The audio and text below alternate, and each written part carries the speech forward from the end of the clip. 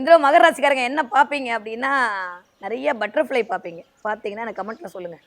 நான் சொன்ன மாரி வாழ்க்கையே இப்படி பட்டாம்பூச்சியா பார்க்கும்போது, பட்டாம்பூச்சி வந்து உங்கள காட்டாம இருக்குமா? என் மகர ராசிக்காரங்க பட்டர்ஃப்ளை பார்த்துட்டீங்கன்னா, பட்டாம்பூச்சி பார்த்துட்டீங்கன்னா, உங்கள் வாழ்க்கை பட்டாம்பூச்சி மாரி சிறகரித்து விரித்து பறக்க காத்திருக்கிறது என்பதை பிரபஞ்சம் இந்த சமிக்கையின் மூலமாகத்தான் உங்களுக்கு காட்டிக் கொண்டிருக்கிறது என்று அர்த்தம். சூப்பரா இருக்கு மகர ராசிக்காரங்களுக்கு. ஓகேவா?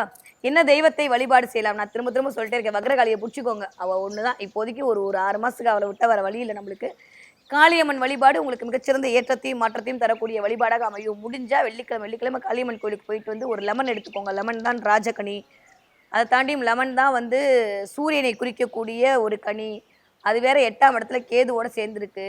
குடும்பத்தில பிரச்சனை வராம இருக்கணும். கோர்ட்டு கேஸ் வராம இருக்கணும். வம்பு வழக்கு வராம இருக்கணும். அப்பாவுக்கும் எனக்கும் பிரச்சனை வராம இருக்கணும். அப்படின்லாம் நினச்சிங்கன்னா, அந்த லெமன எடுத்துட்டு போயிட்டு காளியம்மன் கோயில்ல தலைய சுத்தி, சூடத்தில குத்திட்டு வந்துருங்க. இத மறக்காம இந்த 1 மாசம் ஃபுல்லா பண்ணிக்கிட்டே இருங்க.